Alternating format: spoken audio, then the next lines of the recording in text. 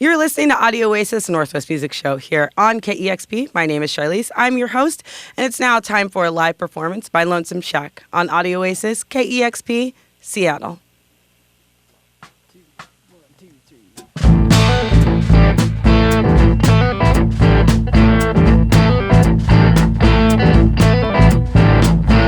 Found your bones in the big dish, in the water with the fish. You weren't there no more. You ain't here. You've been laying mighty low, mighty low.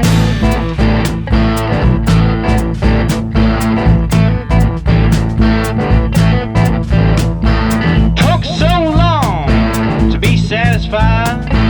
Now I'm ready for the other side. You weren't there no more. You ain't here. You've been laying mighty low, mighty low.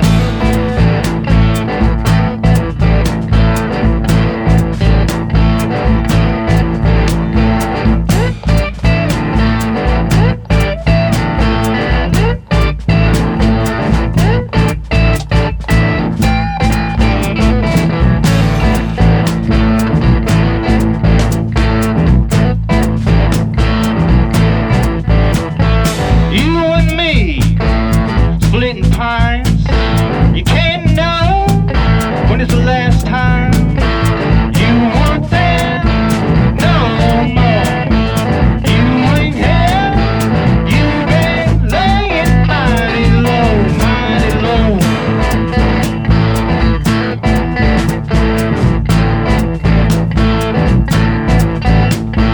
Way out where they throw the bone for the water to carry on. You weren't there no more. You ain't here. You've been laying mighty low, mighty low.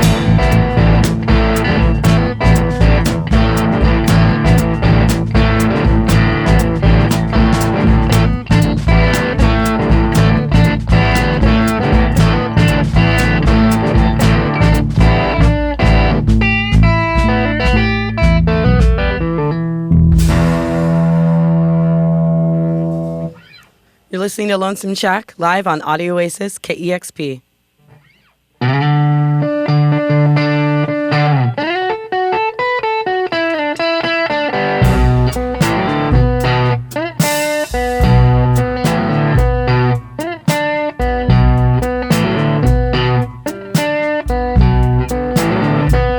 Keep your eye on a switcher. See them turn around. Keep your eye on a switcher. See them turn around. Then you'll know it's all over now.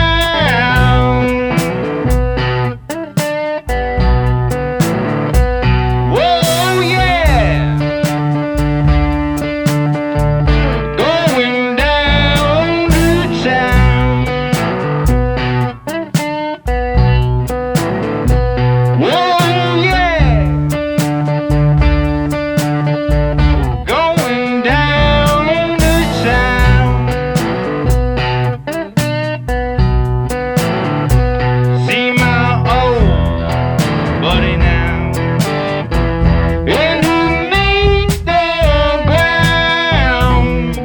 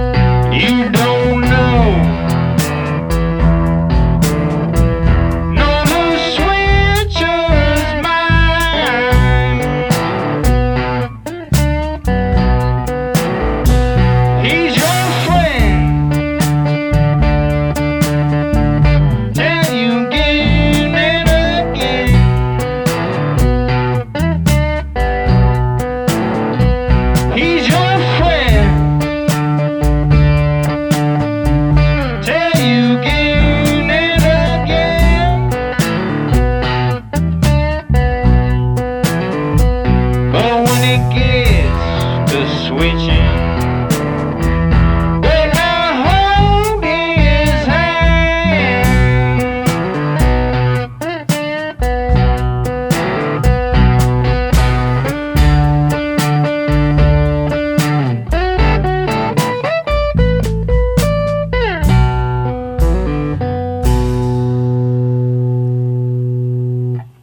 You're listening to a live performance by Lonesome Shack here on Audio Oasis. You just heard Switcher and Big Ditch. Welcome, you guys, to the show. Thanks. Welcome back, Luke. Thank you. Yeah, Luke from Heat Warmer plays in Lonesome Shack. And you guys are all pretty connected in other bands. Let's see, Luke and Christian are in Thousands. And, That's correct. Well, Ben heads up Lonesome Shack. And let's see, as I mentioned to you guys off air, I listened to a podcast that basically told the whole story of Lonesome Shack, all the way to how you guys write your songs and how it all began. And I'm not sure how to start everything. It's a great story, but I guess I can say that Lonesome Shack started in a shack in New Mexico. Yeah. Yeah. Yeah, I lived in New Mexico in a shack that I called the Lonesome Shack. That you made. Yeah. Yeah. Well, half of it I made. Half of it was a travel trailer. Okay. But the shack off the side was something I built. And I lived there for 4 years and got really into country blues and started learning Fred McDowell songs and just learning old music. And it was a fairly isolated situation. Right. So did you have a guitar style already that you were playing with when you were living At that there? point, I had played banjo mostly. I started playing bass before that, but my style was didn't really apply to this. This was like a new kind of interest of mine to play country blues. And starting on the banjo, I think I learned a lot of picking techniques. Yeah. And listening to hillbilly music. And so you lived out there for how long? About 4 years. Yeah. And then you got a job offer. Yeah, I went to Luthier School in Phoenix. Okay. So I moved away from the shack, and then I lived in Phoenix and then got a job offer after living in Phoenix for a year, and I moved to Seattle. And then you were working at Trading Musician. Yeah. And then you kind of had a weekly night at Cafe Racer. Yeah. Where you performed just by yourself. Yeah, I would play solo for 2 or 3 hours. And you met Christian there. That's how I met Christian. Cool. And you guys became friends and started playing together. Mm-hmm. And how did Luke get into the mix? Well, I guess I lived with Christian for a while, and I would go see Ben play most weeks, I guess. And so they just asked me to start playing with them after a couple of years because they wanted bass in the band. Yeah. So, yeah, and so it was about 2 years that you guys played as a duo. Yeah, about 2 years, and then Luke joined up, and he's been with us for almost 2 years now. Okay, and so the whole thing started in 2006. Yeah, I think I moved to Seattle in 2007. And were you recording by yourself as Lonesome Shack? Before that, I did record several tapes as solo or with my girlfriend at the time. She sang with me on some tapes, and I think I had a few tapes that I put out and just gave to friends before I moved to Seattle. A little bit off subject from the story, I have to ask things about the shack. Was there any plumbing in there? There was not plumbing. There was a bucket under the sink, and the sink was fed from a 5-gallon container with a spigot on it. And then we had 55-gallon tanks. So we hauled water to the land, and then we did have power, though, so we could listen to records. And, cool. Yeah. Awesome. So and we had an outhouse, and we composted our waste. Mm-hmm. Sorry, I had to ask. Just had to. I've had some outhouse experiences before. One thing I hated the most was looking down. Yeah. And looking up. You got to throw a lot of sawdust on top. Oh. So it looks I was only there better. for like 2 days, but That was what I remember the most. So City Man is the name of the record that I found you guys on, and I just fell in love with it. I fell in love with the sound, and I felt like it captured a moment. And you guys had some interesting recording issues, or with the record, would you say recording issues? Yeah, or? Christian could probably talk about that. Well, the whole thing was recorded live in one sitting At Cafe Racer. At Cafe Racer. Mhm. Yeah, we just thought we'd go back there for just that always seems to be the most fun live experience for us. So we probably play better there than anywhere else. So we brought all our recording gear down there, like an old reel-to-reel 8-track tape machine, and set everything up. Just played the whole album a couple times and encouraged the audience to make as much noise as they felt like. Mm-hmm. So there's all sorts of chatter and yelling in the background. I don't know. There were some problems were we had some noise issues. Yeah, we had some trouble with the mixing, but overall it turned out pretty well, I think. Yeah, so you guys almost scrapped the recording. We were thinking about it. Because I think it sounds great. Thanks. Yeah, all that work, I think it sounds really, really good. So, yeah. Good. Yeah, and so some cool things about City Man. City Man's going to be released as a cassette on Burger Records. Yeah, it'll be a 2-for-1 special cassette with City Man and Slide and Boa, which is our previous album that we self-released. So it'll have both albums on it. Why did you guys decide to do a double? I just thought it'd be cool because I didn't think a lot of people had heard our previous album, and this is an opportunity to get them both. Yeah, I'm looking forward to it because I haven't heard Slide and Boa at all. Okay. Mm-hmm. Cool. Well, you guys have a couple more songs? Yeah. Awesome. Lonesome Shack live on Audio Oasis, KEXP.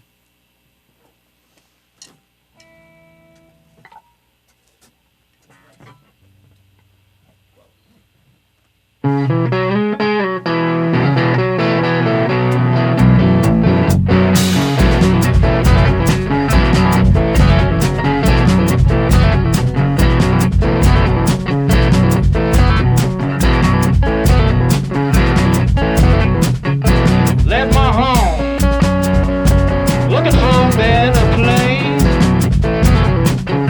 Left my home, looking for a better place.